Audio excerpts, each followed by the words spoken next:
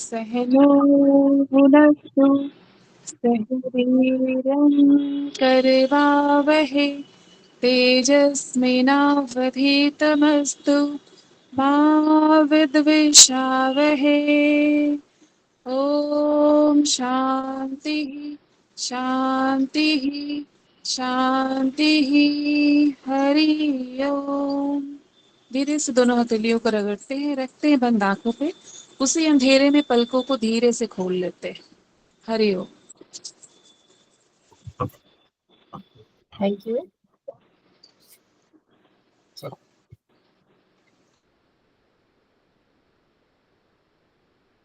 चलिए, हम लोगों ने उस दिन क्या क्या पढ़ा था, एक बार पिछला क्लास हम लोग रिमाइंड कर लेते हैं, उसके बाद फिर आगे बढ़ते हैं। क्या क्या पढ़ा था हमने उस दिन?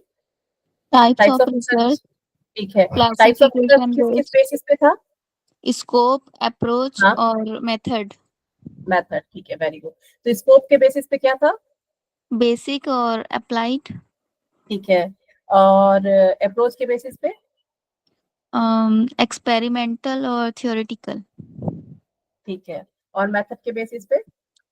Quantitative, qualitative and mixed. ठीक है। चलिए, तो अभी हम लोगों ने जो पिछले क्लास में पढ़ा था उसका थोड़ा सा हम लोग क्वेश्चन आंसर कर लेते हैं। ये नहीं हुआ था ना आपका? पिछली बार मैंने क्वेश्चन नहीं पूछा था ना आपसे, ये कौन सा रिसर्च है? No ma'am. ठीक है, तो आप एक एक करके बताइए। पहला क्वेश्चन है आपका, to investigate nature of mind empirically. ये क्या होगा? स्कोप के बेसिस पे बताइए। बेसिक होगा या अप्लाइड होगा? अप्लाइड। अप्लाइड। और कोई?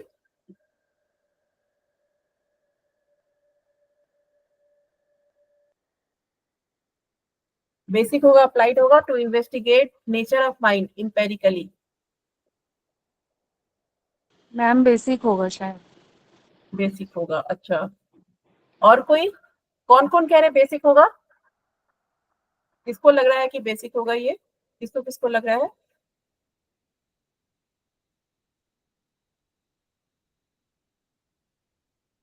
To investigate nature of mind empirically.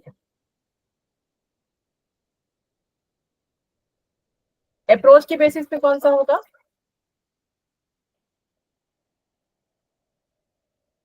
Ma'am experimental. Experimental. Experimental क्यों होगा ये? मतलब ऐसा क्या दिख रहा है इसमें कि लग रहा है ये एक्सपेरिमेंटल है? क्योंकि मैम इसमें एम्पेरिकल रिसर्च हो रही है, मतलब very good, very good.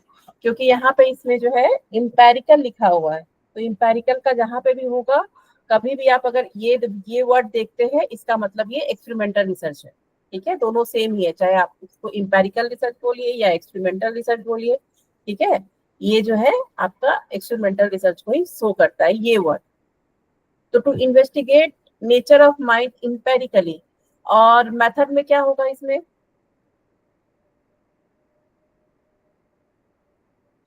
Quantitative.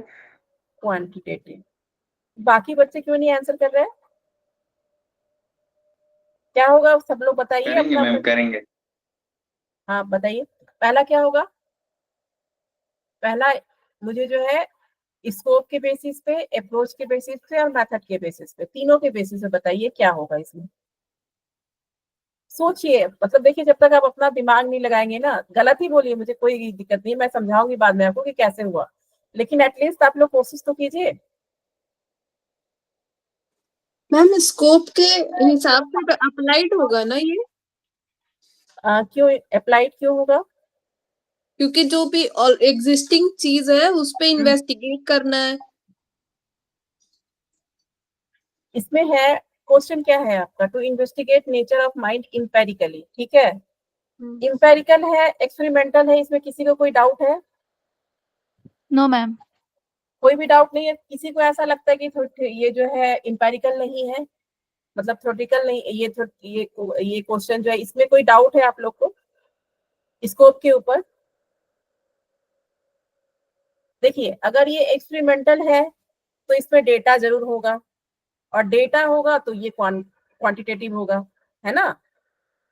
तो क्वांटिटेटिव है और एक्सपेरिमेंटल है, ये तो इस वर्ड से चल गया पता। अब आपको पता करना है कि ये बेसिक है कि अप्लाइड है। तो देखिए, to investigate nature of mind, तो ये नेचर ऑफ माइंड को इन्वेस्टिगेट कर रहा है इंपेरिकली। तो आपके माइंड मतलब जो नेचर ऑफ माइंड है उसको इंपेरिकली जो है इन्वेस्टिगेशन हो रहा है यहाँ पे, तो ये आपका जो है बेसिक रिसर्च होगा, अप्लाइड नहीं होगा। ठीक है, ये बेसिक रिसर्च होगा, एक्सपेरिमेंटल होगा। एक्सपेरिमेंटल है तो इसमें डेटा होगा, तो ये क्वांटिटेटिव होगा। आ रहा है समझ में सबको? Yes ma'am.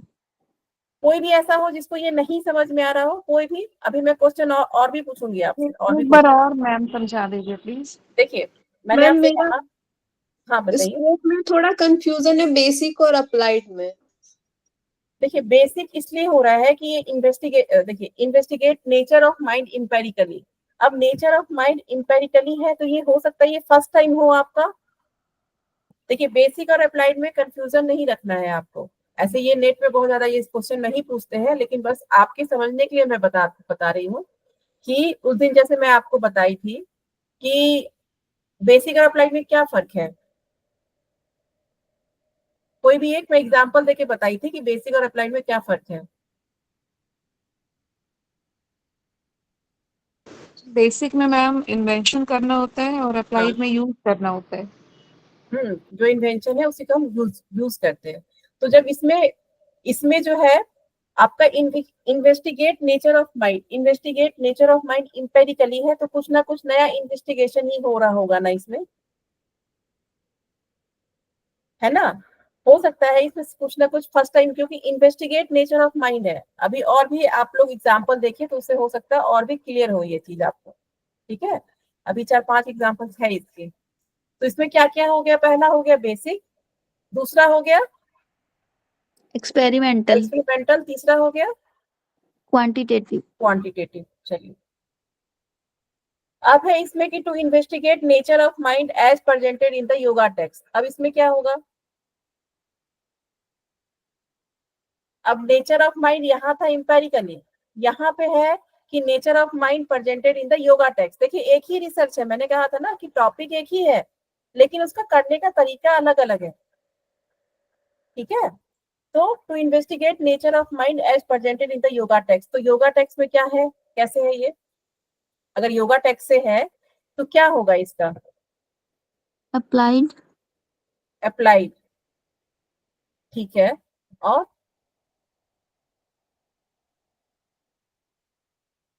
दूसरा? आप लोग पढ़ के नहीं आए लग रहा आज। थ्योरेटिकल। थ्योरेटिकल होगा मैम। Very good, theoretical. और तीसरा? तीसरा क्वालिटेटिव, क्वालिटेटिव। क्वांटिटेटिव। क्वालिटेटिव होगा क्योंकि जो है यहाँ पे कोई डेटा नहीं बन रहा है। जब तक जैसे कि यहाँ पे डेटा रिलीज हो रहा था, अगर हम कोई चीज एक्सपेरिमेंट करते तो उससे डेटा एक्सेप्ट करेंगे ना। मैंने आपको एग्जांपल दिया था ना कि हम एक्सपेरिमेंटल रिसर्च कैसे करते हैं, उसे प्री डेटा लेते हैं, फिर पोस्ट डेटा लेते हैं, एक्सपेरिमेंटल ग्रुप बनाते हैं, फिर कंट्रोल ग्रुप बनाते हैं। मैं उस दिन क्रिकेट टीम का एग्जांपल दी थी आपको, है ना? तो उसमें हम जब हम एक्सपेरिमेंटल रिसर्च करते हैं तो हम उसमें कुछ ना कुछ डेटा होता है जिसमें हम स्टैटिस्टिकली एनालिसिस करते हैं। उसमें फेज 1, फेज 2, फेज 3 तीनों का काम होता है। लेकिन जब हम किसी टेक्स्ट बुक से जो है इन्वेस्टिगेट कर रहे हैं, जैसे मान लीजिए कि हठ योग प्रदीपिका है, घेरन संहिता है, उसके बाद फिर हठ रत्नावली है, पतंजलि योग सूत्र है, तो उसमें क्या है, नेचर ऑफ माइंड के बारे में क्या लिखा है हम इन्वेस्टिगेट कर रहे हैं कि योगा टेक्स्ट में क्या क्या क्या लिखा हुआ, उस टेक्स्ट बुक के ऊपर हम जो है रिसर्च कर रहे हैं, है ना?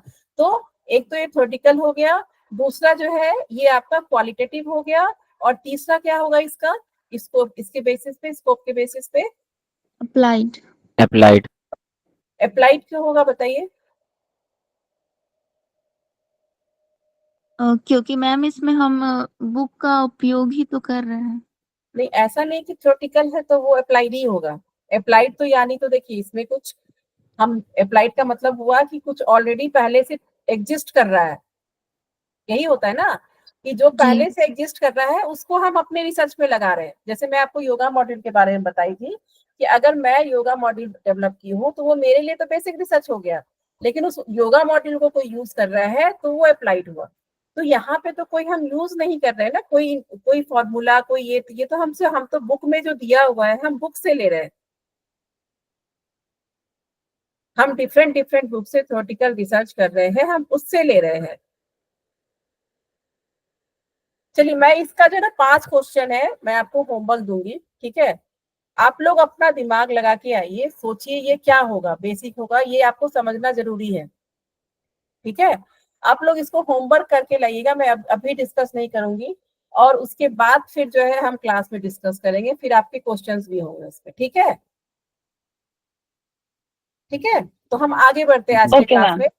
और ये क्वेश्चंस मैं आपको होमवर्क में दूंगी, सब लोग होमवर्क जरूर कीजिए। देखिए कौन सा बुक पढ़ना है, नहीं पढ़ना है, जो आप क्लास में हो रहा है वही नहीं कर पा रहे हैं, तो एक्स्ट्रा बुक का बर्डन कैसे लेंगे आप बताइए, ठीक है। और अभी आने वाले टाइम में तो आपकी बहुत क्लासेस होगी, मतलब आपको खुद का सेल्फ स्टडी का मौका नहीं लगेगा। और रिसर्च, मैं बार बार कह रही हूँ, समझने वाला सब्जेक्ट है। ऐसा नहीं है कि आपने 195 सूत्रा रट लिया और आपने वहां जाके याद करके जो है उसको आंसर कर लिया, ऐसा नहीं है। इसमें आपको सोचना पड़ेगा, क्रिटिकल थिंकिंग होना बहुत जरूरी है। वो घुमा के पूछते क्वेश्चन आपसे, तो जब तक कॉन्सेप्ट क्लियर नहीं होगा, मैं ये क्वेश्चन इसलिए पूछ रही हूँ कि आपका कॉन्सेप्ट क्लियर हो, ठीक है। देख रहे हैं, जब आप क्वेश्चन कर रहे हैं उस दिन आपको पूरे क्लास को समझ में आ गया था, लेकिन जब मैं आज क्वेश्चन पूछ रही हूँ तो आप लोग नहीं बता पा रहे, कंफ्यूजन है ना आज के क्वेश्चन में, तो इसका मतलब यस कि मैम। आपको अच्छे से नहीं समझ में आया अभी भी ये चीज। तो आपको मैं ये होमवर्क दे दूंगी, सोच सोच करके आपको आंसर करना है इसको, ठीक है। थोड़ा टाइम जरूर लगेगा, लेकिन खुद से करके होमवर्क करके आना है नेक्स्ट क्लास में, ठीक है। तो आज मैं ये नहीं पूछती हूँ, आज मैं कुछ और पढ़ा देती हूँ आपको, टाइप्स ऑफ रिसर्च में ही मैं आगे कंटिन्यू कर लेती हूँ।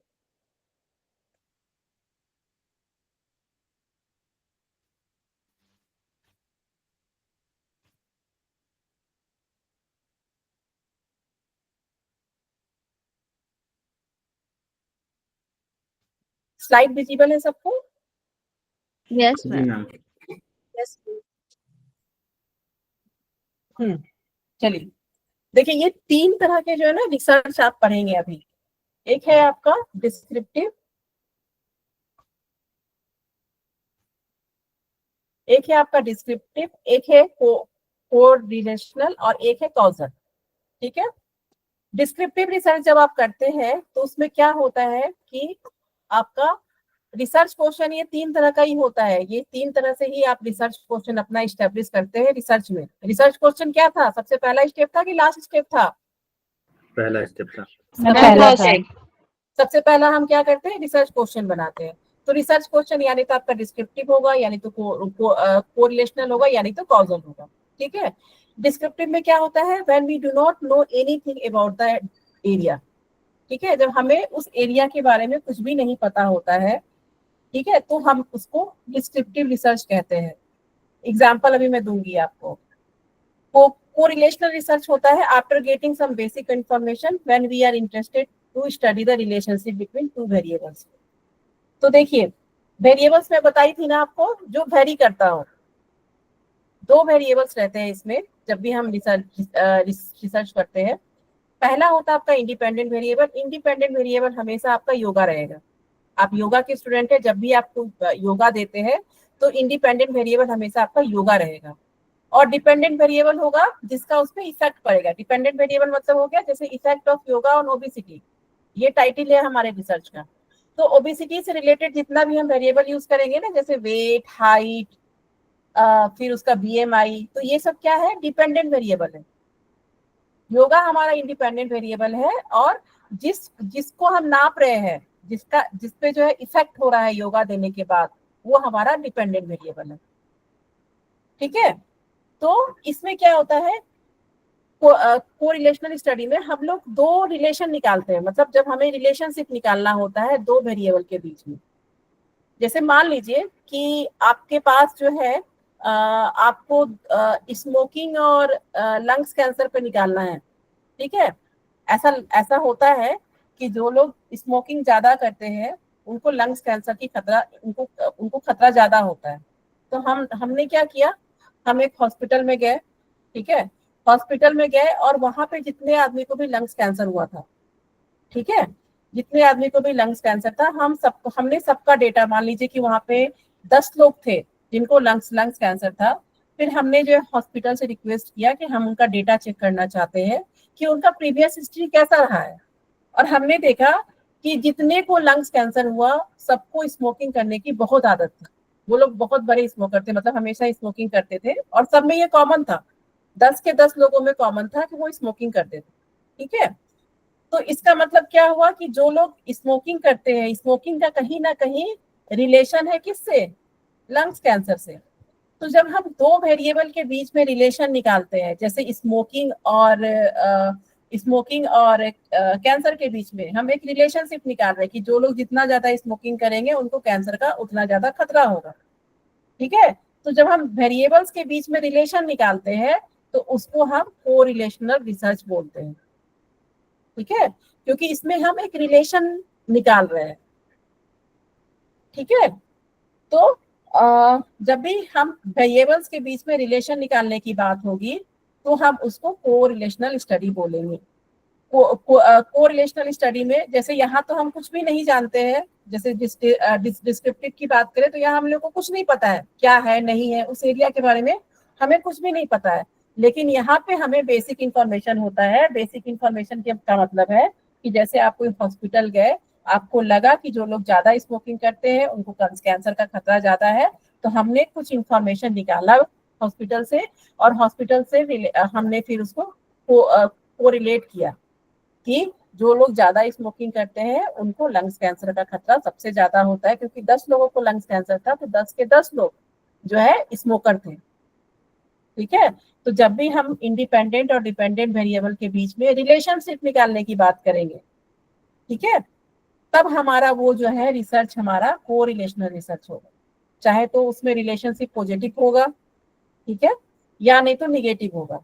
अब ऐसा तो नहीं है कि जो है हमेशा रिलेशनशिप बिल्ड ही होगा, बहुत बारी क्या होता है कोई कोई रिलेशन नहीं रहता है। अब जैसे कि एक बहुत अच्छा एग्जांपल है, मैं कोविड का देती हूँ कि जब जब कोविड आया तब तब जो है अनएम्प्लॉयमेंट बढ़ा या घटा, जितनी बार भी कोविड हुआ सबसे ज्यादा जब राइज पे हुआ तो उस समय क्या हुआ, अनएम्प्लॉयमेंट बढ़ा या घटा, बढ़ गया मैम। इंक्रीज हुआ ना। तो मतलब कोविड बढ़ रहा है तो अनएम्प्लॉयमेंट भी बढ़ रहा है, तो उसको हम पॉजिटिव कोरिलेशनल बोलते हैं। पॉजिटिव कोरिलेशन में दोनों साथ साथ बढ़ रहे हैं, ठीक है, और साथ साथ घट घट भी रहे हैं। निगेटिव कोरिलेशनल होता है कि एक वेरिएबल बढ़ रहा है और एक घट रहा है, जब दोनों साथ साथ चलेंगे तो पॉजिटिव हुआ, चाहे वो मतलब नीचे चले ऊपर ऊपर चले, बढ़े या घटे, तो उसको हम पॉजिटिव कोरिलेशनल बोलते हैं। और नेगेटिव कोरिलेशनल कब होता है कि एक बढ़ रहा है एक घट रहा है। कोई ऐसा एग्जांपल बताइए जो नेगेटिव कोरिलेशन का हो, कोई भी, कि एक वेरिएबल बढ़ रहा है तो एक घट रहा है, जैसे अभी मैंने आपको कोविड का बताया। ठीक है, तो वो पॉजिटिव है कि जब जब कोविड बढ़ रहा है तो अनएम्प्लॉयमेंट भी बढ़ रहा है ना। उसी तरह कोई एक बताइए मुझे नेगेटिव नेगेटिव कोरिलेशनल क्या होगा, बताइए मुझे कोई भी। मैम ऐसा बोल सकते हैं कि मैम जैसे पॉपुलेशन बढ़ रहा है क्या और क्या? पॉपुलेशन बढ़ रहा है हाँ, और एम्प्लॉयमेंट कम हो रहा है, ये बोल सकते हैं। पॉपुलेशन बढ़ रहा है तो एम्प्लॉयमेंट कम हो रहा है, हाँ हो सकता है, बिल्कुल हो सकता है कि एक आपका जो है वेरिएबल हो गया पॉपुलेशन, एक हो गया आपका एम्प्लॉयमेंट। ठीक है, और भी कोई बताइए।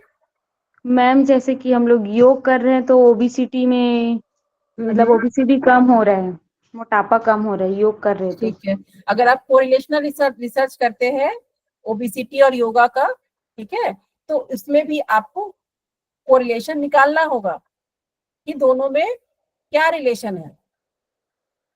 ठीक है, दोनों में रिलेशन क्या है, तो आपका वो रिसर्च क्या कहलाएगा, कोरिलेशनल। ठीक है। और आप डिस्क्रिप्टिव कब कब होगा, ऐसा कौन सा काम करेंगे कि इसमें हम डिस्क्रिप्टिव बोलेंगे, ओबेसिटी में ही बताइए।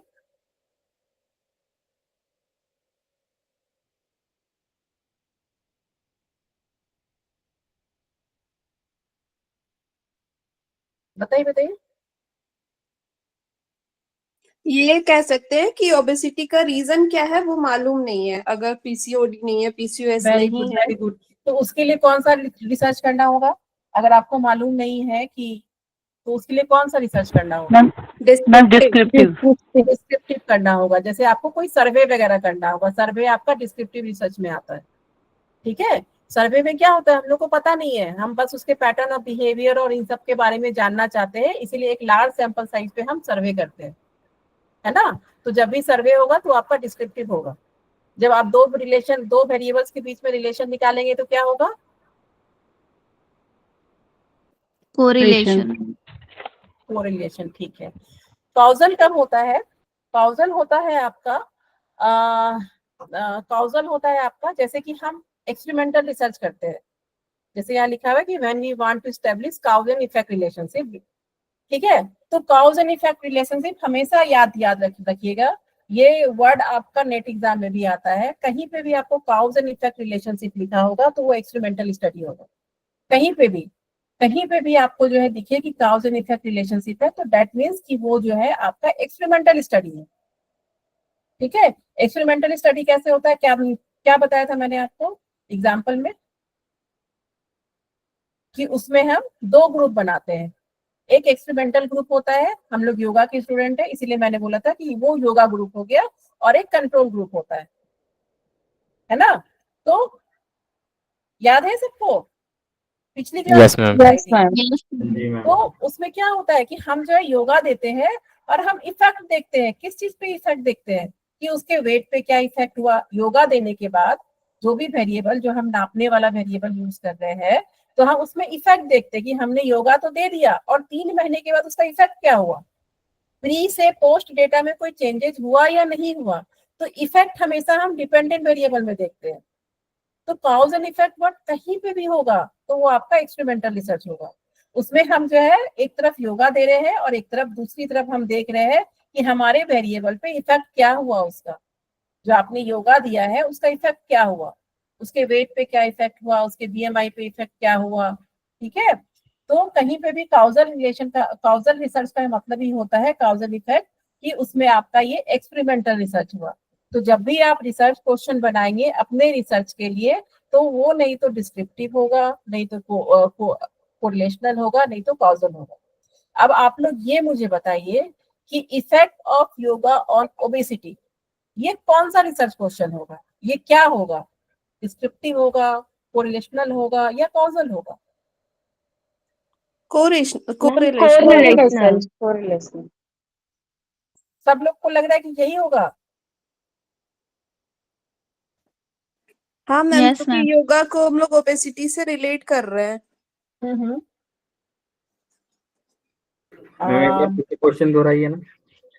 मेरा क्वेश्चन ये है कि हम लोग का टॉपिक है effect of yoga on obesity. पहले दिन हमने ये टॉपिक डिसाइड कर लिया था।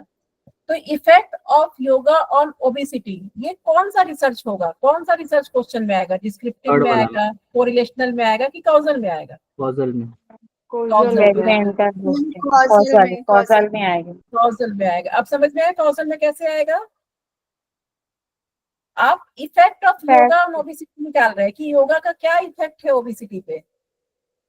देखिए, अगर आपके पास पहले से डेटा होता, समझ रहे हैं, इसमें कोरिलेशनल रिसर्च में आपके पास डेटा पहले पूरा बेसिक इंफॉर्मेशन होना चाहिए, तभी तो आप उसमें रिलेशन निकालेंगे ना। यहाँ तो हमारे पास कोई डेटा ही नहीं है, यहाँ तो हम डेटा क्रिएट कर रहे हैं। Effect of yoga on obesity, यहाँ तो हम डेटा क्रिएट करेंगे ना कि हमने योगा दिया और उसके बाद जो हमने उनसे डेटा लिया, उसके बाद फिर उसको क्वांटिफाई, स्टैटिस्टिकल एनालिसिस हुआ उसका, उसके बाद हमें पता चला कि काउज एंड इफेक्ट रिलेशन, मतलब उसमें क्या इफेक्ट है योगा का। तो यहाँ पे काउज एंड इफेक्ट हो रहा है। कोरिलेशनल स्टडी तभी होगा जब आपके पास कुछ बेसिक इंफॉर्मेशन ऑलरेडी से पहले से होगा। जैसे मैंने आपको स्मोकिंग और कैंसर का बताई, तो मैंने कहा ना कि हॉस्पिटल जाएंगे हम, वहां पे जो है उनसे डेटा लेंगे कि आपके हॉस्पिटल में जितने भी लंग्स कैंसर के पेशेंट हैं उनका हमें डेटा चाहिए। तो मेरे पास कुछ इंफॉर्मेशन आ गया ना, उसी इंफॉर्मेशन के बेसिस पे ही तो मैं जो है उसमें रिलेशनशिप निकाल रही हूँ कि जो लोग स्मोकिंग ज्यादा करते हैं उनको लंग्स कैंसर का खतरा ज्यादा होता है। तो मैं रिसर्च से पाई, मैंने जब एक रिसर्च किया तो मुझे पता चला कि ये जो है, जो लोग जो ज्यादा स्मोकिंग किए हैं, जो एक मतलब 5 सिगरेट दिन भर में पी रहे हैं, 6 सिगरेट दिन भर में पी रहे हैं, उनको लंग्स कैंसर का खतरा ज्यादा है। तो मेरे पास यहाँ कुछ इंफॉर्मेशन है, तो इसीलिए जो हमारा रिसर्च है वो कॉजल में आएगा, और जब तक आपके पास कोई इंफॉर्मेशन नहीं रहेगा, बेसिक इंफॉर्मेशन, आप ये रिसर्च नहीं कर सकते। ठीक है, कोरिलेशनल रिसर्च आप तब तक नहीं कर सकते जब तक आपको उसके बारे में इंफॉर्मेशन नहीं होगी, उस वेरिएबल्स के बारे में आपके पास इंफॉर्मेशन नहीं होगा। ठीक है, बिना इंफॉर्मेशन का हम ये रिसर्च कर नहीं सकते हैं। और कॉजल में हमेशा आपका इंडिपेंडेंट वेरिएबल कौन था? इंडिपेंडेंट, ये जो इंडिपेंडेंट वेरिएबल मैं आपको बताई क्या है, ये योगा। योगा है। तो योगा क्या हो गया? काउज हो गया। उसका Yes, इफेक्ट किस पे हो रहा है? ओबेसिटी पर। Obesity. ओबेसिटी का जो रिलेटेड वेरिएबल है ओबेसिटी पे हो रहा है, लेकिन उससे वेरिएबल हम लोग क्या क्या लिए हैं? उसमें वेट लिए हैं, हाइट लिए हैं, है ना, बीएमआई लिए हैं। तो डिपेंडेंट वेरिएबल आपका ओबेसिटी नहीं हुआ, डिपेंडेंट वेरिएबल जो उसको रिप्रेजेंट कर रहा है, जैसे आपका वेट हो गया, हाइट हो गया, बीएमआई हो गया, तो इफेक्ट किसके ऊपर आ रहा है? वेट, हाइट और इसके ऊपर, बीएमआई के ऊपर। तो डिपेंडेंट वेरिएबल हो गया आपका इफेक्ट, और काउज कौन हो गया? योगा हो गया। आया समझ में? ये आया समझ में सबको? Yes, ma'am. ठीक है, चलिए तो एग्जाम्पल कर ले। किसी को कोई दिक्कत हो कि किसी को तीनों में से कुछ नहीं समझ में आया, कहीं कोई डाउट हो, बताइए मुझे। एक बार और क्लियर कर दीजिए मैम। एक बार और कर दूं? चलिए पहले एग्जाम्पल कर लेते हैं, एग्जाम्पल के साथ साथ मैं आपको उसको बताते जाऊंगी। ठीक है, अरे ये तो लिखा हुआ है, 1 मिनट रुक जाइए।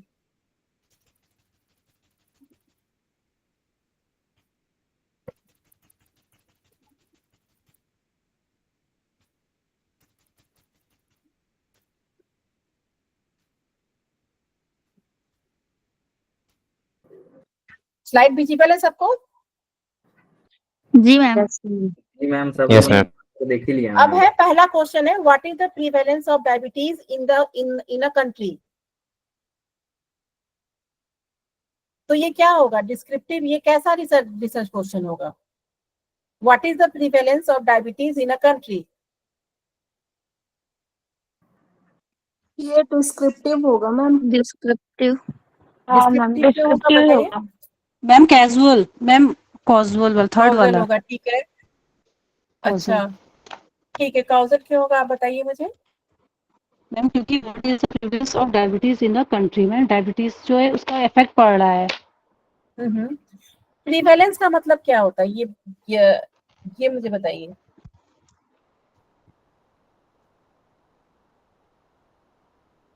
प्रीवेलेंस का मतलब क्या होता है?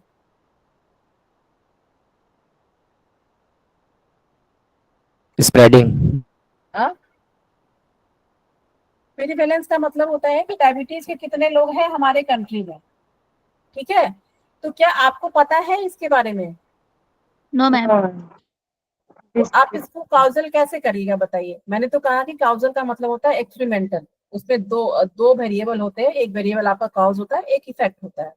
अगर ये काउजल कैसे हो सकता है? अभी किसी ने कहा ना कि what is the prevalence of diabetes in a country, causal होगा। कैसे होगा काउजल, बताइए।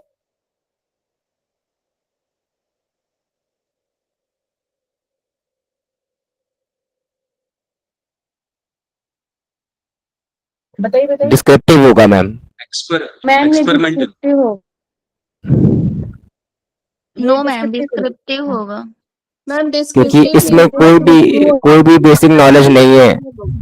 बिल्कुल, देखिए क्या है कि what is the prevalence of diabetes in a country, तो आपका प्रिवेलेंस कितने पॉपुलेशन है यहाँ डायबिटीज के, क्या मुझे पता है? मुझे तो ये भी नहीं पता है कि मेरे सोसाइटी में कितने हैं डायबिटीज के लोग, है ना। तो इसमें क्या लिखा है कि डिस्क्रिप्टिव तभी होगा when we do not know anything about that area, मतलब जब हमें उस रिसर्च एरिया के बारे में कुछ पता नहीं है, जब हमारे पास कोई इंफॉर्मेशन नहीं होगा तो क्या होगा?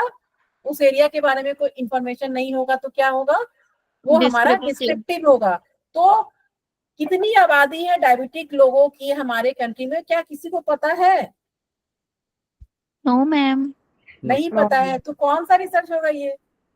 डिस्क्रिप्टिव। डिस्क्रिप्टिव। डिस्क्रिप्टिव होगा ना, डिस्क्रिप्टिव ही होगा। ठीक है। तो ये डिस्क्रिप्टिव होगा जब आपको उस एरिया के बारे में कुछ भी नहीं पता है। देखिए यहाँ लिखा हुआ है कि जब हम उस एरिया के बारे में कुछ नहीं जानते हैं, हमें कुछ नहीं पता है, हमें रिसर्च तो करना है लेकिन हमें उसके बारे में कुछ नहीं पता है, तो कुछ पता करने के लिए हमें कौन सा रिसर्च करना होता है? डिस्क्रिप्टिव करना होता है। तो what is the prevalence of diabetes in a country, वो कौन सा रिसर्च होगा? डिस्क्रिप्टिव। Descriptive research. ठीक है, आया समझ में सबको ये डिस्क्रिप्टिव क्यों है? क्योंकि Yes. हमें आया एरिया समझ का में नहीं सबको? पता। Yes ma'am.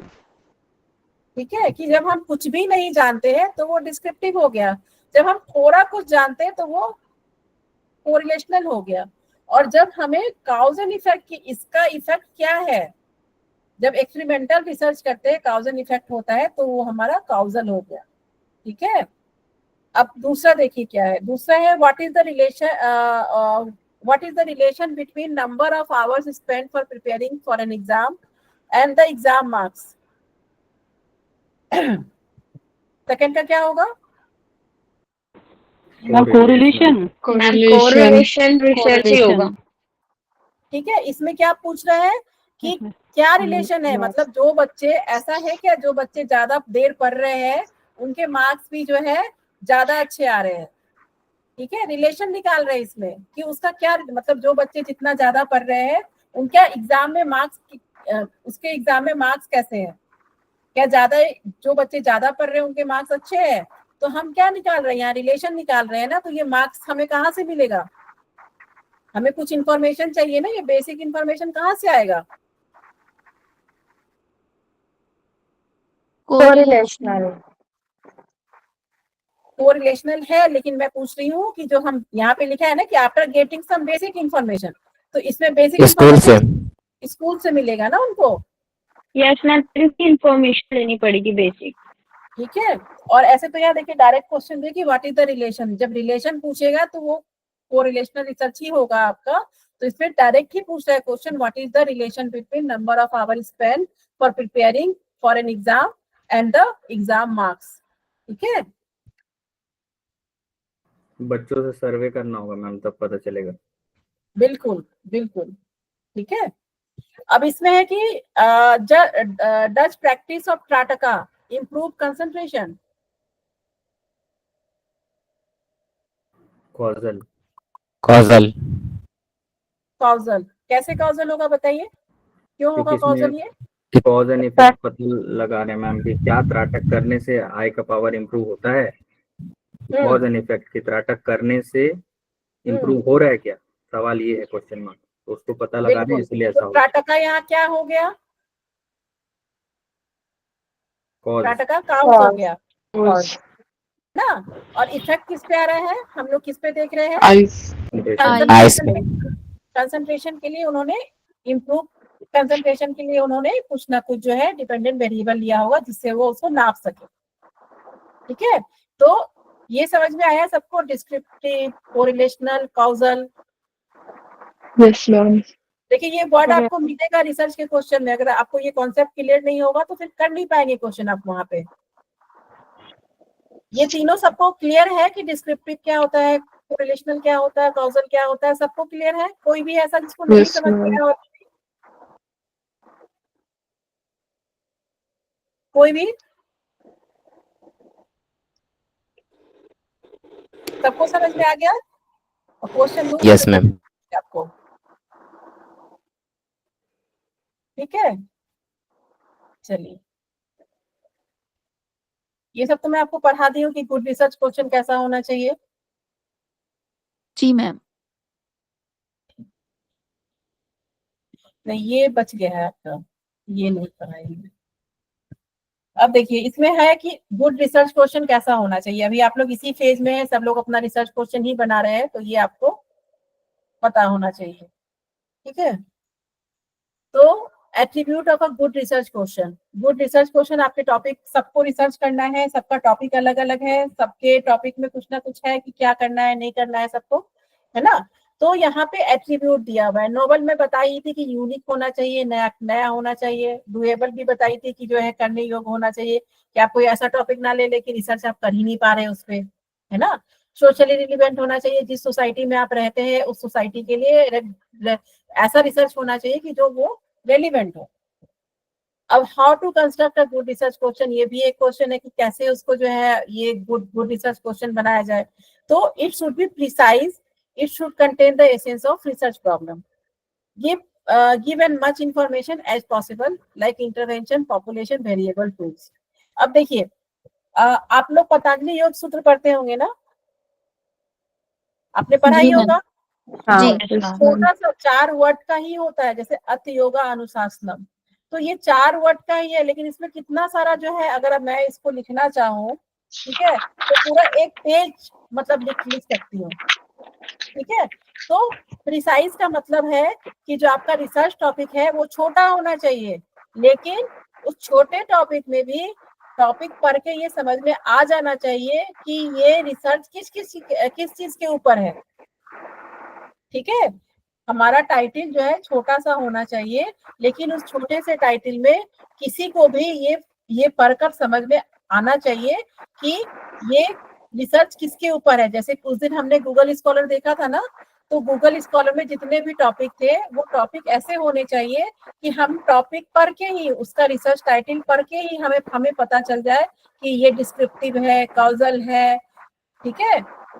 हमें ये पढ़ के ही समझ में आ जाए कि कौन सा रिसर्च है, किसके ऊपर रिसर्च है। और उस टॉपिक में आपका इंटरवेंशन क्या है, योगा, ठीक है। इंटरवेंशन क्या है, योगा। पॉपुलेशन क्या है, पॉपुलेशन कोई भी हो सकता है आपका, बच्चे भी हो सकते हैं, बुजुर्ग भी हो सकते हैं, ठीक है, एडल्ट भी हो सकते हैं। तो इसमें जो है पॉपुलेशन आपका कुछ भी हो सकता है। तो वेरिएबल क्या हो गया आपका, डिपेंडेंट और इंडिपेंडेंट वेरिएबल। टूल्स क्या हो गया, जो टूल्स आपने अपने रिसर्च में यूज किया है, जैसे कि आपने जैसे बीएमआई का हो गया, फिर उसके बाद इसका वेट का हो गया, हाइट का हो गया। अभी हमने टूल्स पढ़ा नहीं है, अभी मैं टूल्स पढ़ाऊंगी आपको, ठीक है। तो ये सब चीज आपके रिसर्च टाइटल से दिखना चाहिए। Effect of yoga on obesity, तो योगा दिख रहा है, इंटरवेंशन आया ना हमारे टॉपिक में, हमने जो टाइटल लिखा है effect of yoga on obesity, तो इंटरवेंशन दिखा ना हमारे टाइटल में।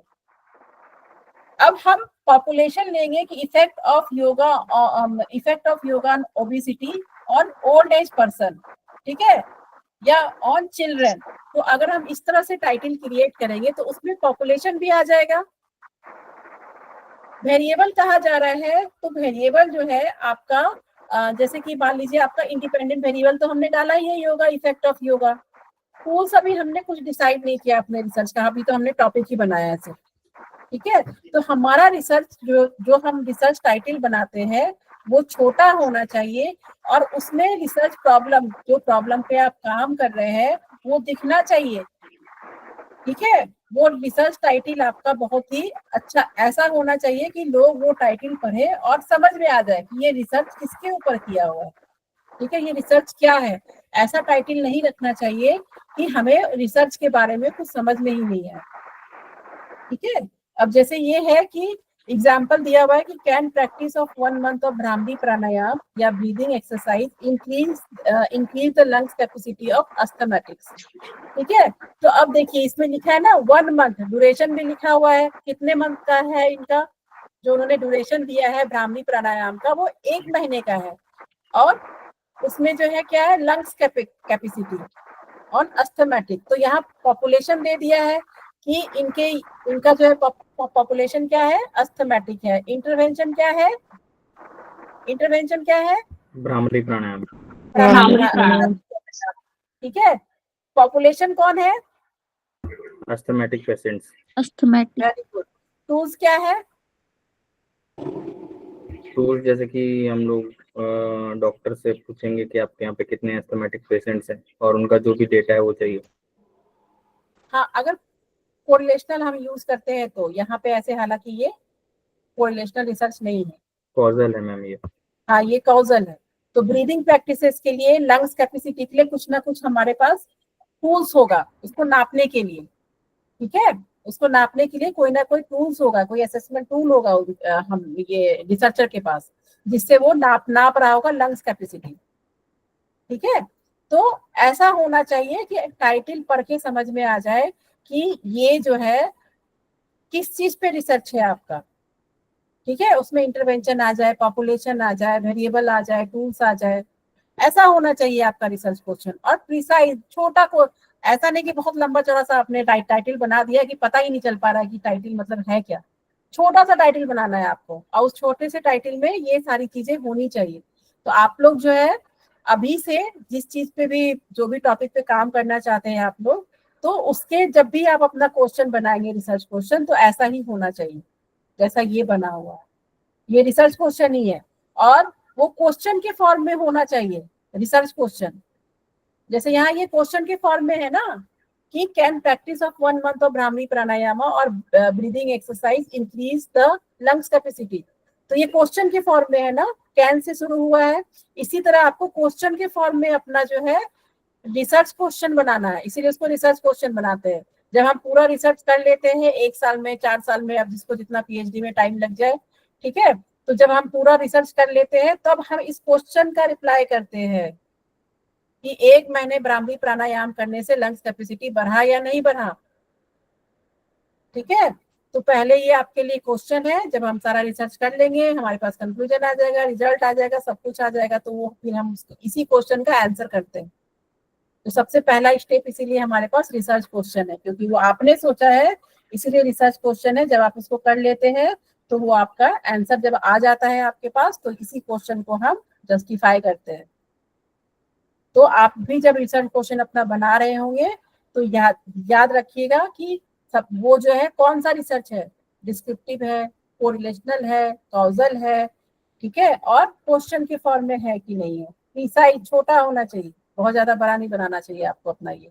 उसमें आपका इंटरवेंशन, पॉपुलेशन, वेरिएबल, टूल्स, ये सब भी दिखना चाहिए जो आप अपना रिसर्च का क्वेश्चन बनाएंगे, ठीक है, ये सब आना चाहिए आपके रिसर्च क्वेश्चन में, ठीक है। अब देखिए इसमें जो है ये होमवर्क है आपका कि जो भी आप रिसर्च क्वेश्चन जो है एक डिस्क्रिप्टिव बना के लेके आएंगे अपने ही टॉपिक पे, एक को कोरिलेशनल बना के लेके आएंगे और एक कॉजल बना के लेके आएंगे, हो जाएगा सबसे। और क्वेश्चन के फॉर्म में लाएंगे क्वेश्चन, ये जो आप ये तीनों बना के लेके आएंगे, ये होमवर्क है आपका, क्वेश्चन के फॉर्म में होना चाहिए। जैसे अभी मैंने आपको दिखाया, ये क्वेश्चन के फॉर्म में है ना, can practice of 1 month of Brahmi pranayama increase the lungs capacity of asthmatic. इसी तरह आप ये 3 उसी टॉपिक का डिस्क्रिप्टिव भी ये बना के लेके आएंगे, रिसर्च क्वेश्चन, कोरिलेशनल का भी बना के लेके आएंगे और कॉजल का भी बना के लेके आएंगे। ये होमवर्क है आपका। आगे सबको समझ में होमवर्क क्या है? जी मैम। मैम ठीक है। जैसे पूरे क्लास को एक टॉपिक मिला ओबेसिटी, उस पे काम करना है या फिर अपने अपने जो टॉपिक है उस पे? अगर आप उस पे काम करना चाहते हैं जिसमें आप कंफर्टेबल हो, अगर आप क्लास वाले टॉपिक पे काम करना चाहते हैं तो उस पे लिख के लेते आइए, ठीक है, क्योंकि अभी आपको सीखना है। एक बार अगर आप सीख गए कि इसका रिसर्च क्वेश्चन कैसे बनता है तीनों में, तो आपको एटलीस्ट रिसर्च क्वेश्चन डिजाइन करना आ जाएगा, ठीक है, और ये समझ में भी आएगा। लेकिन टॉपिक एक ही रखिएगा, एक ही टॉपिक पे जो है, अगर आपको लगता है कि आप नहीं कर पा रहे हैं, डिस्क्रिप्टिव नहीं हो पा रहा है या ये नहीं हो पा रहा है, तो ही टॉपिक चेंज कीजिएगा। अदरवाइज कोशिश कीजिए कि एक ही टॉपिक पे आप डिस्क्रिप्टिव भी, कोरिलेशनल भी और कॉजल भी ये लिख करके लेके आइए, ठीक है। अगर आपको लगता है कि मेरा जो रिसर्च टॉपिक है उस पर डिस्क्रिप्टिव नहीं हो सकता है या कॉजल नहीं हो सकता है, तो उस केस में जो है आप कोई और टॉपिक ले लीजिए, तीनों का अलग अलग टॉपिक ले लीजिए, लेकिन होमवर्क करके आइएगा। कोई प्रॉब्लम है तो अभी भी बता दीजिए, या नहीं तो होमवर्क समझने में, या नहीं तो क्लास में कोई प्रॉब्लम आ रही हो या कोई समझने में प्रॉब्लम आ रही हो, तो अभी डिस्कस कर लीजिए उस चीज को। मैम एक बार कोरिलेशनल और कॉजल में क्या, मतलब दोनों में अंतर बता दो, मतलब दोनों समझ नहीं आ रहे एक जैसे। कोरिलेशनल में क्या होता है ना कि हम 2 वेरिएबल्स के बीच में रिलेशन निकालते हैं, ठीक है। रिलेशन यानी तो जब अगर साथ दोनों वेरिएबल साथ बढ़ रहा है, जैसे कोविड और अनएम्प्लॉयमेंट, जब कोविड बढ़ रहा है तब अनएम्प्लॉयमेंट हो रहा है, तो वो क्या हो रहा है कि एक साथ बढ़ रहा है, एक साथ घट रहा है, तो वो पॉजिटिव कोरिलेशनल हो गया। मतलब हम जब भी कोई दो वेरिएबल के बीच में रिलेशन निकालना चाह रहे हैं ना, ठीक है, जब भी कोई दो रिलेशन निकालेंगे वेरिएबल्स के बीच में, तो वो हमारा कोरिलेशनल स्टडी होता है। उसमें हम कोई एक्सपेरिमेंट नहीं कर रहे होते हैं, जो हमारे पास मौजूद डेटा होता है पहले से, जैसे मैं आपको स्मोकिंग और कैंसर का भी बताई, तो उस डेटा पे ही हम करते हैं काम। ऑलरेडी डेटा होता है हमारे पास। जैसे काउजल में क्या होता है कि काउजल में एक एक्सपेरिमेंटल ग्रुप बनाना होता है, एक कंट्रोल ग्रुप बनाना होता है, फिर प्री डेटा लेना होता है, फिर पोस्ट डेटा लेना होता है ना। हमें ऐसे काम करना होता है काउजल में। लेकिन इसमें क्या है, इसमें हम कोई डेटा ऑलरेडी हमारे पास होता है इसका।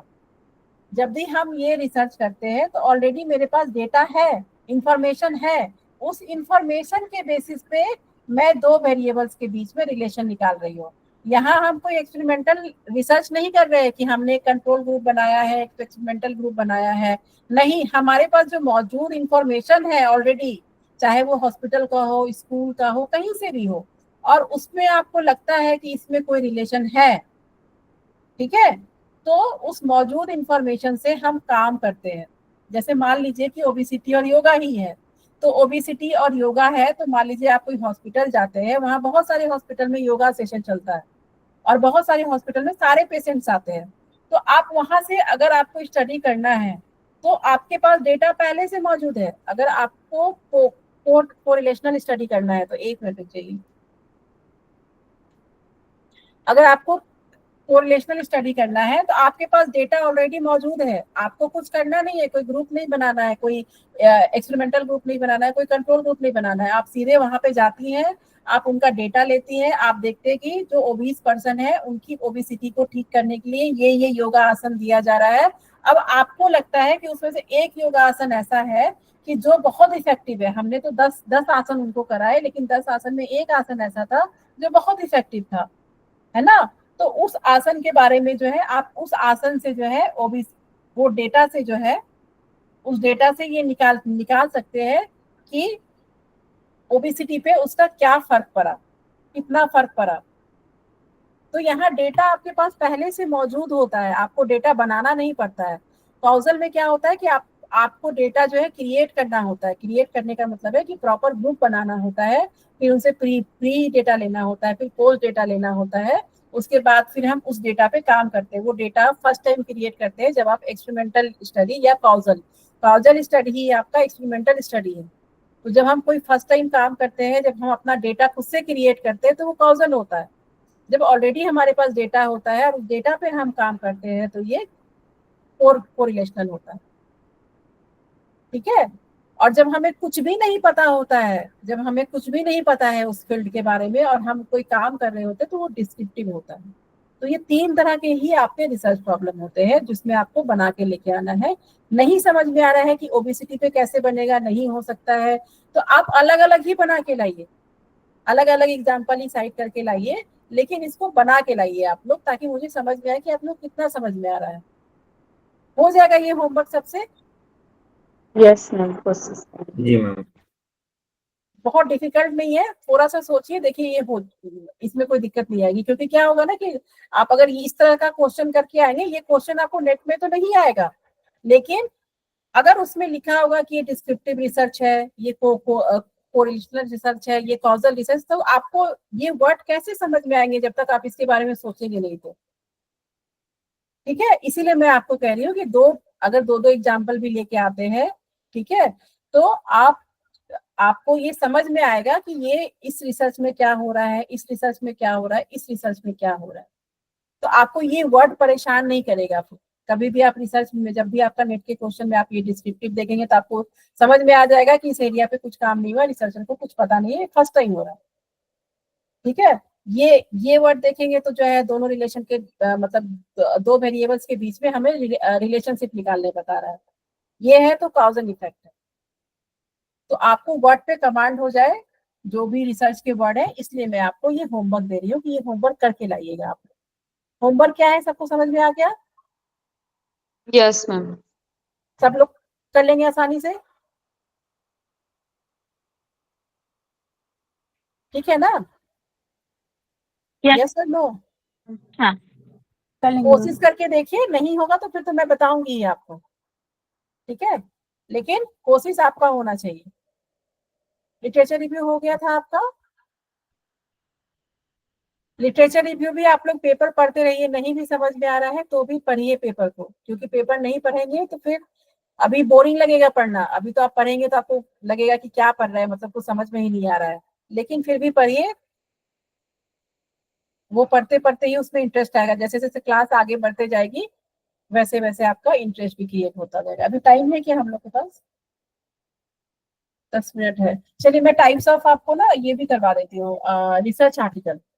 रिसर्च आर्टिकल क्या होता है कि देखिए, हमेशा हम लोग जो है ना, हमेशा हम लोग काउजल नहीं करते हैं, हमेशा पॉसिबल नहीं है। अब जैसे मेरा मान लीजिए पीएचडी हो गया, ठीक है, तो अब मेरे लिए मतलब मैं सोचती हूँ अब मैं आर्टिकल लिखूं, ठीक है, आर्टिकल लिखूं। मैं ना कंट्रोल ग्रुप पे काम करूं, ना मैं एक्सपेरिमेंटल करूं, ना मैं कोरिलेशनल करूं, ना मैं डिस्क्रिप्टिव करूं। मुझे लगता है कि मैं जो है अब रिसर्च आर्टिकल लिखूं, ठीक है।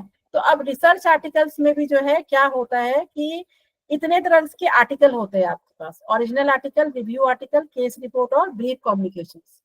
ये इतने तरह के आर्टिकल होते हैं आपके पास। आप जब, जैसे मैंने आपको बताया ना कि पबमेड में कैसे करते हैं या गूगल स्कॉलर में कैसे सर्च करते हैं, तो उसमें देखिएगा, उसमें लिखा होगा कि आर्टिकल कौन सा है, ओरिजिनल आर्टिकल है, रिव्यू आर्टिकल है, केस रिपोर्ट है या ब्रीफ कम्युनिकेशन है। तो ओरिजिनल आर्टिकल का क्या मतलब हुआ? ओरिजिनल आर्टिकल का मतलब हुआ कि आप जो एक्सपेरिमेंटल रिसर्च कर रहे हैं, जो फर्स्ट टाइम कर रहे हैं, वो आपका ओरिजिनल आर्टिकल हुआ। जैसे आप कोई मॉड्यूल पे काम कर रहे हैं, आप effect of yoga on obesity, जो आपका एक्सपेरिमेंटल रिसर्च है, जो फर्स्ट टाइम आप कर रहे हैं, ठीक है, वो आपका ओरिजिनल आर्टिकल हुआ। आ रहा है समझ में? जी मैम। जो आप फर्स्ट टाइम कर रहे हैं, फर्स्ट टाइम करने का मतलब क्या हुआ कि जैसे आपका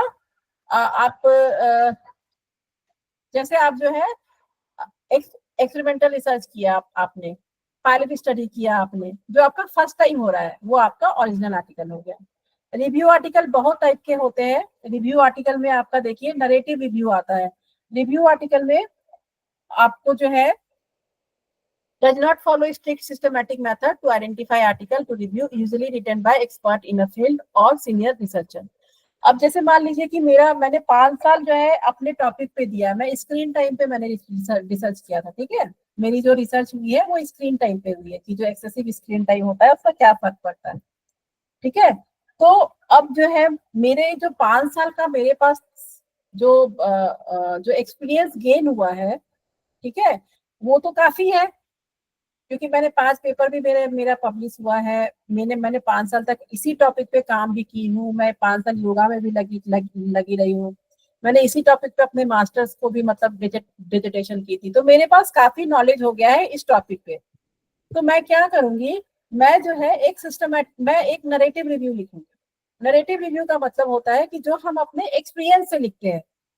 जो आप जब एक फील्ड में आपको महारत हासिल हो जाती है, तो आपको जो है इतना नॉलेज खुद हो जाता है कि आप एक पेपर लिख पाए खुद से, ठीक है। रिव्यू का मतलब है कि जो है मेरा जो एक्सपीरियंस रहा है, मैं उसके ऊपर लिख रही हूँ पेपर। मैं यहाँ कोई जो है कोई रिसर्च नहीं कर रही हूँ। मैं अपने एक्सपीरियंस से एक पेपर लिख रही हूँ, एक कहानी की तरह लिख रही हूँ कि हाँ ये इसमें ऐसे होता है, बच्चे ऐसे करते तो ये होता है, ज्यादा टाइम देखते तो क्या होता है, एंजाइटी है, डिप्रेशन है, ठीक है, ये सारी चीजें होता है, ये वेरिएबल्स जो है होते हैं। तो मैं अपने एक्सपीरियंस से जो है ये पेपर लिख रही हूँ। तो ये जो है नरेटिव रिव्यू कहा जाता है।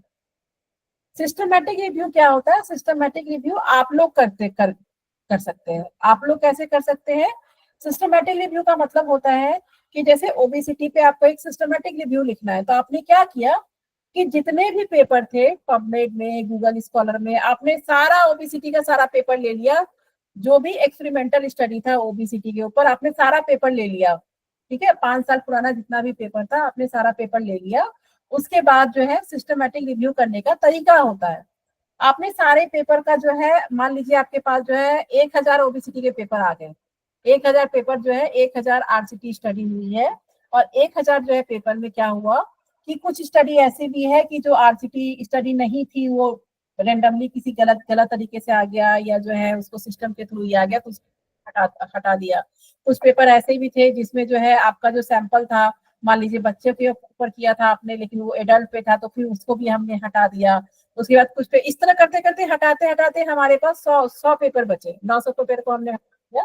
मैं आपको जस्ट एग्जाम्पल दे रही हूँ, ठीक है। तो 100 पेपर जो 100 पेपर बचे, उस पेपर में फिर जो है हम धीरे धीरे धीरे धीरे जो है अपना लास्ट में जो है हम आपके जो है कंक्लूजन निकालते हैं कि ये 100 पेपर पे हमने रिसर्च किया था और इस 100 पेपर के हिसाब से हमारे रिसर्च का मतलब ये आता है, ठीक है।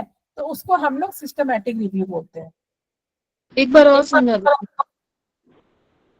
नरेटिव रिव्यू क्या हो गया कि आपको उस फील्ड में एक्सपर्टीज हासिल है। जैसे मान लीजिए मैंने अपना एग्जांपल दिया कि मुझे 5 साल लगा मुझे रिसर्च करने में, तो मुझे अपने फील्ड में मैं एक्सपर्ट हो गई, मुझे पता है कि इसमें क्या क्या होता है, कितने घंटे का स्क्रीन टाइम होना चाहिए, इतने घंटे से ज्यादा स्क्रीन टाइम होता है तो क्या होता है, ठीक है। तो ये मुझे पता है, मैंने अपने एक्सपीरियंस के बेसिस पे एक पेपर लिखा और मैं पब्लिश करवा दी। इसमें मुझे किसी की हेल्प की जरूरत नहीं पड़ी, इसमें मुझे कोई पेपर का जरूरत नहीं पड़ा, मुझे कुछ पढ़ने की जरूरत नहीं पड़ी। सिस्टमैटिक रिव्यू होता है कि मान लीजिए कि आपको किसी एरिया जैसे ओबीस पर्सन पे ही कर रही हैं आप, तो आपने जो है सिस्टमैटिक मतलब बहुत सारे पेपर को, जितने भी ओबीस के ऊपर आरसीटी स्टडी हुई थी, मतलब एक्सपेरिमेंटल स्टडी हुई थी, उस एक्सपेरिमेंटल स्टडी को आपने सबको निकाल लिया, सारा पेपर को जो है निकाल लिया। उसके बाद धीरे धीरे उस पेपर को ना डिफाइन करते हैं। डिफाइन कैसे करते हैं, मान लीजिए कि जो है आपका सैंपल नहीं होगा उसमें, ओबीसीटी पे तो होगा लेकिन हो सकता है आपको बच्चों वाला चाहिए, लेकिन उसमें कुछ एडल्ट के भी आ गए हैं तो वो पेपर हटा दिया आपने। हो सकता है उसमें जो आरसीटी स्टडी आपने लिया हो वो नहीं हो, कुछ और हो उसमें, वो भी हटा दिया। तो ऐसे करते करते करते हम हटाते जाते हैं और लास्ट का जो पेपर हमारे पास बचता है, जिस पेपर जो हमारे लिए इम्पोर्टेंट है, उस पेपर से जो है फिर हम जो है उससे निकालते हैं कि ये 100 पेपर के हिसाब से योगा जो है ओबेसिटी पे काम किया या नहीं किया, ठीक है। तो इसमें बहुत सारे पेपर को हम मिलाते हैं और देखिए ये सॉफ्टवेयर के थ्रू होता है। ये जितना मैं प्रोसेस बताई ना, ये मैनुअल नहीं होता है, ये सॉफ्टवेयर के थ्रू होता है। आप सॉफ्टवेयर के थ्रू ही पेपर चुनती हैं, गूगल स्कॉलर से या पबमेड से, आप सॉफ्टवेयर के थ्रू ही उसको जो है रिफाइन भी करती हैं, ठीक है। तो उसका एक तरीका होता है। तो हम जब बहुत सारे रिसर्च पेपर को मिला करके एक कंक्लूजन निकालते हैं तो वो हमारा सिस्टमैटिक रिव्यू होता है, ठीक है। जी मैम। इसमें क्या था, इसमें मुझे महारत हासिल है, इसमें मुझे जो है मैं इतनी एक्सपर्ट हो गई हूँ कि मुझे इसमें किसी के पेपर की जरूरत भी नहीं पड़ी। मेरा खुद का एक्सपीरियंस इतना अच्छा है कि मैं खुद अपने टॉपिक पे पेपर लिख सकती हूँ। इसमें क्या है कि अभी जैसे आप लोग ओबीसीटी पे कर रहे हैं तो एक सिस्टमैटिक रिव्यू आपको लिखना चाहिए कि योगा का जो है, योगा के ऊपर कितने पेपर है, योगा और ओबेसिटी के ऊपर। फिर उसके बाद आपका सैंपल क्या है, उसके बाद फिर जो है उस सैंपल में फिर जो है अगर आपके पास मान लीजिए 50 पेपर ही आए या 10 पेपर ही आए, तो उस पेपर के हिसाब से, उस 50 पेपर के हिसाब से कंक्लूजन और रिजल्ट क्या है, क्या योगा ओबेसिटी पे कोई फर्क हुआ है। क्योंकि देखिए क्या होता है कि अगर मान लीजिए कि आप लोग यहाँ 30 लोग बैठे हैं, अगर 30 लोग आप लोग जो है आरसीटी मतलब एक्सपेरिमेंटल स्टडी कर रहे हैं, एक्सपेरिमेंटल स्टडी आप लोग 30 लोग कर रहे हैं, तो वो ऐसा नहीं है कि सबका रिजल्ट पॉजिटिव ही आएगा, ठीक है। तो रिसर्च में जो भी रिजल्ट आता है वो किसी का हो सकता है कि किसी का योगा काम किया हो, किसी का नहीं किया हो, ठीक है। तो इसके लिए क्या करते हैं, हम सिस्टमैटिक रिव्यू से देखते हैं कि मैक्सिमम रिजल्ट मतलब मैक्सिमम पेपर का जो है रिजल्ट क्या है, जो मैक्सिमम पेपर हमने लिया है उसके हिसाब से रिजल्ट क्या है, ठीक है। तो ये आप लोग भी कर सकते हैं सिस्टमैटिक रिव्यू। अब देखिए इसमें क्या है, मेटा एनालिसिस में क्या होता है कि ये इसमें सिस्टमैटिक रिव्यू का सारा क्वालिटी होता है, ठीक है। और इसमें जो है हम स्टैट्स पे काम करते हैं, मेटा एनालिसिस पे हम जो है स्टैट्स पे काम करते हैं कि स्टैटिस्टिकली जो है हमारा रिजल्ट 100 पेपर के हिसाब से क्या है। तो ये रिव्यू आर्टिकल 3 तरह के ही होते हैं। अगर आपको कभी रिव्यू आर्टिकल लिखने का मन करे तो इसमें ये 3 तरह का ही रिव्यू आर्टिकल होता है। एक होता है नरेटिव रिव्यू, जब आप जो है किसी टॉपिक में महारत हासिल हो जाती है तो आप खुद से लिखते हैं, आपको किसी की जरूरत नहीं है, इसमें कोई पेपर की जरूरत नहीं है, कुछ भी नहीं है, बस आपका जो एक्सपर्टीज है उस एरिया में उसके हिसाब से आप नरेटिव रिव्यू लिख रहे हैं। सिस्टमैटिक रिव्यू में आपको बता दी कि जितने पेपर है वो सबको हम रिफाइन करते जाते हैं, बहुत सारा हमने रिसर्च।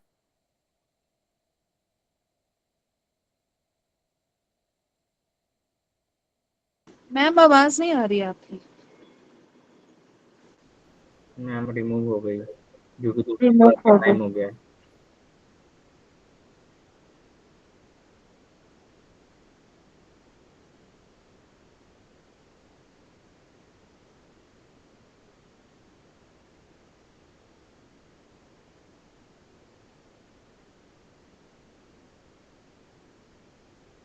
एक बार फिर से लेफ्ट हो गए, सब लोग फिर से ज्वाइन हो जाइए।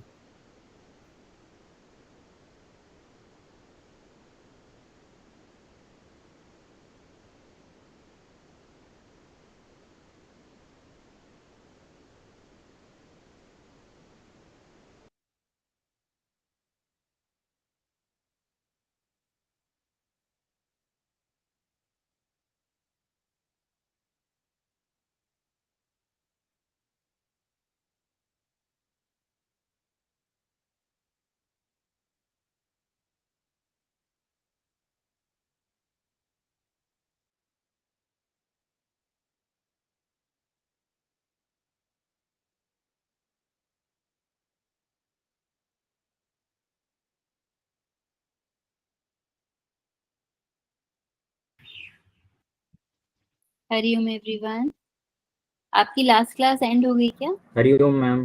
Yes ma'am. Hariom ma'am. Okay, ठीक है, 2-3 मिनट्स ले लीजिए आप लोग, फ्रेशन अप हो जाइए, देन विल स्टार्ट। मैम ये पुरानी वाली रिकॉर्डिंग ऑफ कर दीजिए ना मैम, अभी भी चल रही है।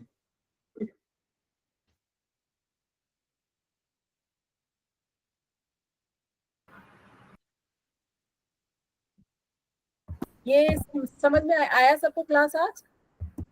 जी मैम समझ में आया। मैम लास्ट में जो बोल रही थी ना उसमें आवाज म्यूट हो गई थी, हाँ, लास्ट में जो उसमें आप बोल लास्ट रही में थी। वो अचानक से मैं भी देखी थी, मैं पूछ रही हूँ आपसे समझ में आया, हाँ समझ में आया, और उसके बाद फिर वो हाँ, मैं तो देखी वो कि थोड़ा फिर से बता, उसको थोड़ा फिर से बता दीजिए मैम। अच्छा ठीक है। हाँ ओरिजिनल आर्टिकल का मैं बताई थी, जो आप फर्स्ट टाइम करते हैं वो आपका ओरिजिनल आर्टिकल हो गया। रिव्यू आर्टिकल क्या क्या था आपका? एक नरेटिव रिव्यू था, एक सिस्टमैटिक रिव्यू था, और एक मेटा एनालिसिस था। तो नरेटिव रिव्यू क्या था आपका कि जब इस फील्ड में महारत हासिल होती है हमें, मतलब एक रिसर्चर जब एक फील्ड में बहुत दिन काम कर लेता है तो उसको सब कुछ इफ एंड बट ये वो पता चल जाता है। तो जब वो पेपर लिखता है तो वो खुद से लिखता है, उसको किसी की जरूरत नहीं पड़ती है, तो वो उस समय जो है नरेटिव रिव्यू कहलाता है। सिस्टमैटिक रिव्यू क्या होता है कि हम जिस टॉपिक पे काम कर रहे हैं उसमें पहले से जो रिसर्च हुआ है उन सारे पेपर को हम लेते हैं, फिर उसको एक सॉफ्टवेयर के थ्रू हम रिफाइन करते जाते हैं, फिर बाकी जो पेपर बचते हैं हमारे पास जो हमारे रिसर्च से जो है रिलेटेड है, हम उसके हिसाब से देखते हैं कि ये जो 10 पेपर है या 20 पेपर है उसके हिसाब से योगा और ओबेसिटी का रिलेशन क्या है, या इसमें क्या इफेक्ट, कुछ योगा का इफेक्ट है भी कि नहीं ओबीस पर्सन पे। और मेटा एनालिसिस क्या होता है? मेटा एनालिसिस होता है कि जब हम स्टैट्स के थ्रू, सारा काम स्टैट्स के थ्रू करते हैं और पेपर भी सारा स्टैट्स वाला ही होता है, ठीक है, तो हम उसमें मेटा एनालिसिस होता है। तो ये 3 तरह का स्टैट रिव्यू क्या आर्टिकल होता होता मैम? है। स्टैटिस्टिक्स हो गया, मतलब जो हम लगाते हैं ना सॉफ्टवेयर के थ्रू लगाते हैं ना स्टैट्स, जैसे कि डेटा आया हमारे पास, प्री और पोस्ट डेटा आया, तो उसके लिए डिफरेंट सॉफ्टवेयर है। बहुत बारी आपसे जो है नेट में सॉफ्टवेयर का भी नाम पूछा जाता है, जैसे SPSS है, R है, ठीक है। तो ये सारे सॉफ्टवेयर में जो है हम डेटा को डालते हैं, उसके बाद उसका कुछ फॉर्मूला होता है, तरीका होता है, फिर हम उसको जो है निकालते जाते हैं। जैसे आप लोग एक्सेल करते हैं ना, उसी तरह जो है सॉफ्टवेयर में जो है हम अपने डेटा को डालते हैं, फिर डेटा के थ्रू हमें पता चलता है कि हमारा रिजल्ट क्या है। हम मैनुअल कुछ नहीं करते रिसर्च में, जो भी कुछ होता है वो डेटा के थ्रू होता है, और डेटा हमेशा हमारा सॉफ्टवेयर के थ्रू ही जाता है, ठीक है। तो ये सिस्टमेटिक रिव्यू भी आपका ये सॉफ्टवेयर के थ्रू होता है, मेटा एनालिसिस भी आपका सॉफ्टवेयर के थ्रू होता है। ये सब चीज का करने का तरीका है। अब जैसे हम लोग सिस्टमेटिक रिव्यू में पूरा एक सेमेस्टर ही लग गया था कि सिस्टमेटिक रिव्यू करते कैसे हैं, ठीक है। तो आपको उतना नहीं जानना है डीप में, बस आपको ये जानना है कि सिस्टमेटिक रिव्यू क्या होता है, नैरेटिव रिव्यू क्या होता है, मेटा एनालिसिस क्या होता है, ठीक है। तो चलिए आज का क्लास हम यहीं ओवर करते हैं। आज फिर नेक्स्ट क्लास में जो है हम आगे और भी तरह के रिसर्च है उस पर बात करेंगे। आज क्लास समझ में आ गया सबको? जी मैम। Yes ma'am. ठीक है, यस मैम।